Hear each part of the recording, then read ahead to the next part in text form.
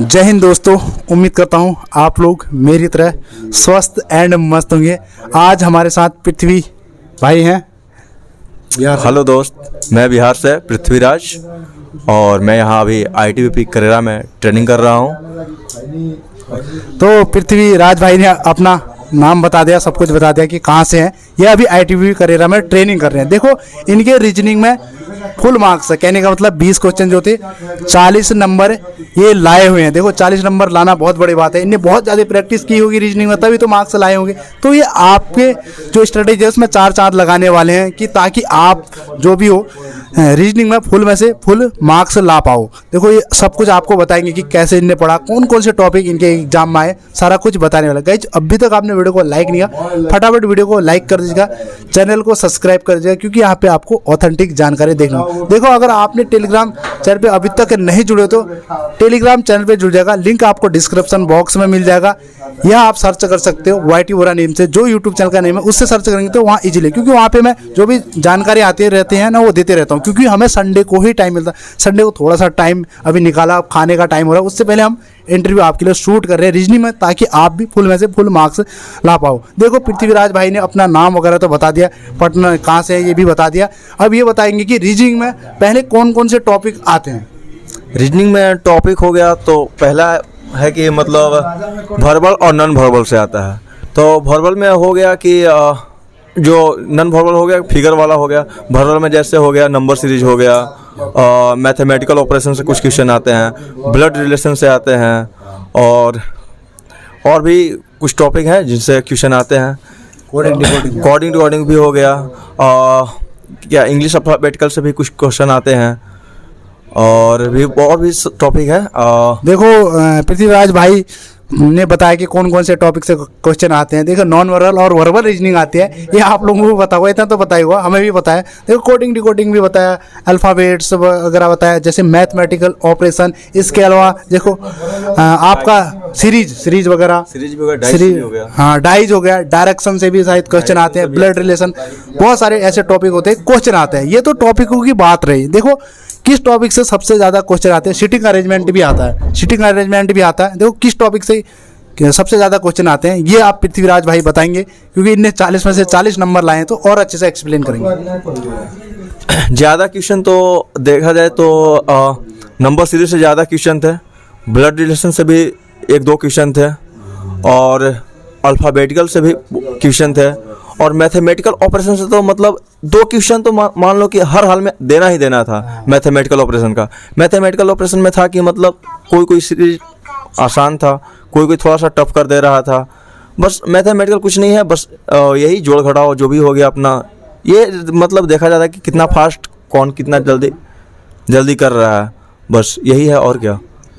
देखो इनने बता दिया कि किस टॉपिक से कितने क्वेश्चन आते हैं, किससे ज़्यादा वेटेज रहता है एग्जाम पे, इस तरीके से। देखो रीजनिंग में इनने कैसे तैयारी की, अब ये बताएंगे खुद की तैयारी की, मैंने किस तरीके से तैयारी की, ताकि ये भी फुल मार्क्स लाए, ताकि आप भी आने वाले टाइम पे इनकी स्ट्रेटेजी को फॉलो करें और अच्छे मार्क्स आप भी लेके आए एग्जाम में और आपका भी सिलेक्शन हो। रीजनिंग का बात रहा तो प्रैक्टिस का तो मतलब इसमें तो ज़्यादातर मेन है कि मतलब प्रैक्टिस, जितना बढ़िया प्रैक्टिस रहेगा उतना मतलब बढ़िया हम लोग कर सकते हैं। एग्ज़ाम मतलब ये मतलब नहीं रहता है कि हम लोग मतलब कितना पढ़े क्या पढ़े। एग्ज़ाम में मतलब रहता है कि कितना कम से कम टाइम में मतलब क्वेश्चन सॉल्व करना है।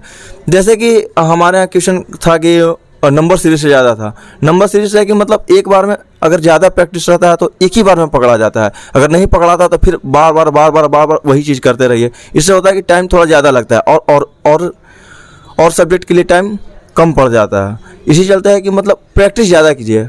और एक बात यह है कि जो भी मतलब आपका क्या बोला जाता है, जो भी सिलेबस है, जो भी है मतलब ब्लड रिलेशन हो गया, या नंबर सीरीज है, या डाइस है, या और भी क्लॉक है। क्लॉक से तो क्वेश्चन नहीं दिया था, लेकिन कभी कभी ऐसा रहता है कि क्लॉक से भी क्वेश्चन पूछ देता है। तो पहले अपना टॉपिक क्लियर कीजिए। टॉपिक क्लियर हो गया तो उसके बाद फिर अपना टॉपिक क्लियर करने के बाद फिर अपना क्या बोला जाता है, प्रैक्टिस कीजिए। जितना प्रैक्टिस बढ़िया रहेगा उतना बढ़िया मज़ा आएगा। मतलब मेरे अनुसार कि मतलब 4-5 सेट तो रीजनिंग का मतलब डेली मारिए, डेली कीजिए। पहले तो मतलब आपका जो टॉपिक कमज़ोर है उस टॉपिक का सेट लगाइए। टेक्स्ट बुक लीजिए, या फिर रोजगार विद अंकित का टेस्ट है उसका लगाइए, या फिर कहीं से भी आप टेस्ट लगाइए, लेकिन हाँ टॉपिक क्लियर कीजिए, उसके बाद फिर अपना फिर मिक्स प्रैक्टिस सेट लगाइए।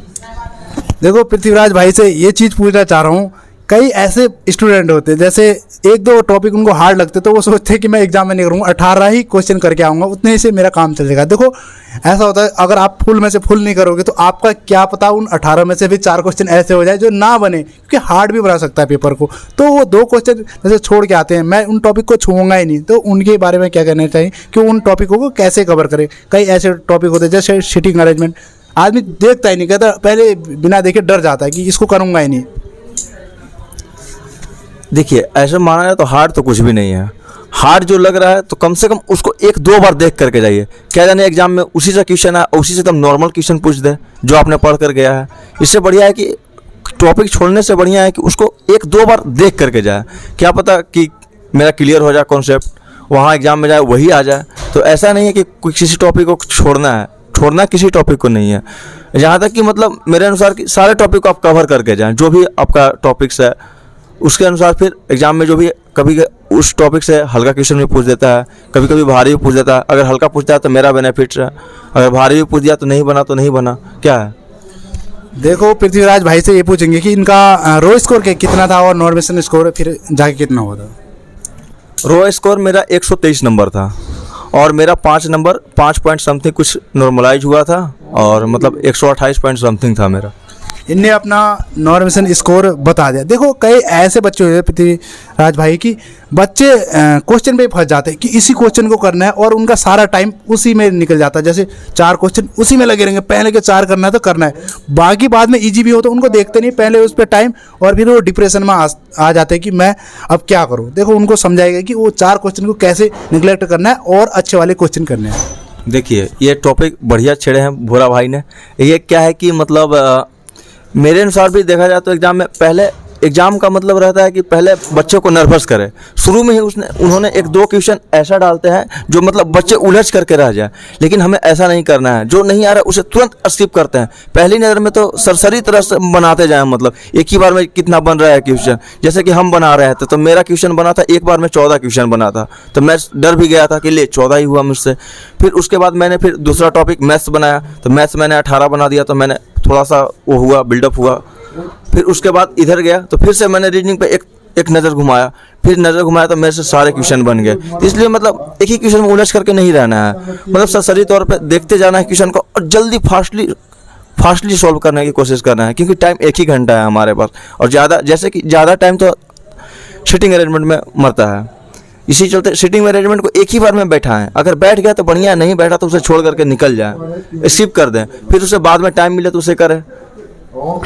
देखो इनने पृथ्वीराज भाई ने बहुत अच्छे से एक्सप्लेन किया कि क्वेश्चन के पीछे नहीं लगना है। आपको अगर लग रहा है ना ये क्वेश्चन नहीं आ रहा है, एक बार बनाया नहीं आ रहा है छोड़ दो, दोबारा टाइम मिल जाएगा आपको बनाए। अगर उस पर लग गया ना आपका माथा खराब हो जाएगा, आपसे क्वेश्चन भी नहीं बनेगा। फटाफट जाना है। जितनी बार आप पेपर सॉल्व कर जाओगे ना उतना आपके लिए बेनिफिट है। अगर आप एक ही बार उलझोगे तो लास्ट के क्वेश्चन नहीं देख पाओगे। पृथ्वीराज भाई ने ये टॉपिक वगैरह आपको बहुत अच्छे से एक्सप्लेन कर दिया। बाकी तो रीजनिंग में ऐसा कुछ है नहीं, बाकी प्रैक्टिस ही मांगती है। हाँ प्रैक्टिस, जितना प्रैक्टिस बढ़िया रहेगा उतना बढ़िया आप एग्जाम में करोगे।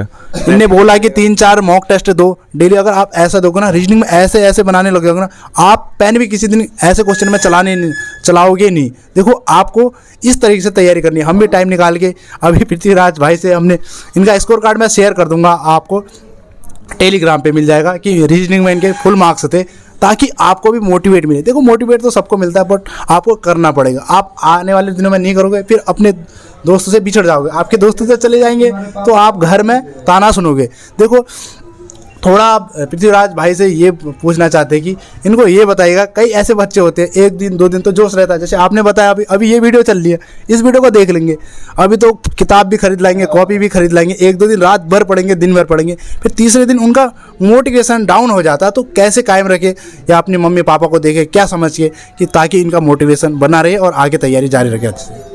मोटिवेशन नाम का तो मेरे को लगता है कि कोई खुद को ही मतलब लेना चाहिए कि मतलब क्या है। किसी और से तो मिलता ही है, लेकिन पहले तो अपना स्थिति, अपने घर की हालत, अपने मम्मी पापा से मोटिवेट होना चाहिए। मतलब क्या है, वो क्या कर रहे हैं, कैसे पढ़ा रहे हैं, हमें उन्हीं को देख करके ज़्यादा मोटिवेट होना चाहिए। और प्रैक्टिस मेन है यार। प्रैक्टिस करो और जितना प्रैक्टिस बढ़िया करोगे उतना बढ़िया एग्जाम में करोगे, क्योंकि रीजनिंग का कुछ ऐसे क्वेश्चन होता है, मेरे अनुसार तो होता है कि 10-12 क्वेश्चन ऐसे होते हैं कि जो मतलब देख करके ही बन जाता है, उनमें तो पेन भी नहीं उठाना पड़ता है। 10 क्वेश्चन ऐसे होते हैं, लेकिन वही 10 क्वेश्चन है, उसी में हम लोग को मेहनत करना है और उसी में बढ़िया नंबर लाना है, इससे जो आपका स्कोर आपका फर्स्ट चॉइस मिलेगा। देखो पृथ्वीराज भाई ने रीजनिंग का पूरा आपको बता दिया, नॉन वर्बल वर्बल किससे कैसे टॉपिक आते हैं ये भी बता दिया, और आपको कैसे एग्जाम में अपना प्रेशर झेलना है ये भी सारा कुछ इनने बता दिया। तो उम्मीद करता हूँ ये वीडियो आपको पसंद आया। देखो हम भी मेहनत के साथ अभी वीडियो शूट कर रहे हैं, तो आप भी फर्ज बनता है कि इस वीडियो को शेयर कर दीजिएगा, एक लाइक कर दीजिएगा, उन लोगों तक पहुंचाएगा यार, आपके भाई होंगे इस वीडियो को देखेंगे तो वो भी रीजनिंग में अच्छा खासा स्कोर करेंगे, अपना सिलेक्शन लेंगे। तो पृथ्वीराज भाई से एक बात ये पूछना चाह रहे कि हमारे चैनल पे फर्स्ट टाइम शायद कैमरा फेस कर रहे हैं, इनसे पूछते हैं फर्स्ट टाइम है, कितनी बार किया इनने, और हमारे चैनल पे इंटरव्यू दे रहे हैं, तो इन्हें कैसे लगा? फर्स्ट टाइम है कैमरे में? हाँ, मेरा तो फर्स्ट टाइम ही है, फर्स्ट बार इंटरव्यू दे रहा हूँ, मतलब बढ़िया मिला जुला करके तो बढ़िया एक्सपीरियंस रहा, मतलब बढ़िया ही है। देखो पृथ्वीराज भाई ने बता दिया कि बहुत अच्छा लगा। देखो ऐसा होता है ना, जब आप भाषण दोगे कहीं पे वहाँ पे आप रुक भी सकते हो, बस कैमरा ऐसा चीज़ है ना, कैमरे के सामने हम दोनों बैक कैमरे के सामने खड़े हुए हैं, हमें नहीं पता हमारी वीडियो कैसी बन रही है, तो हम पीछे से खड़े हुए। फर्स्ट टाइम थोड़ा सा नर्वस भी हो जाता, तो आप वो बातें सुनो जो आपकी काम की चीज़ें, वो सुनोगे तो आपके लिए बेनिफिट हो, आप वो चीज़ें निकालने की सोचो, जहाँ से आपको मिल जाए ना वो आप लेते रहो, बस आप लोगे तो आपका अच्छा हो जाएगा। उम्मीद करता हूँ फिर आपको वीडियो पसंद आए, वीडियो को लाइक कर दीजिएगा, चैनल को सब्सक्राइब कर दीजिएगा। गाइस मिलते हैं नेक्स्ट वीडियो, तब तक के लिए टाटा बाय बाय, जय हिंद जय भारत, भगवान करे आपका दिन शुभ हो, टेक केयर, बाय बाय। बन गया वीडियो।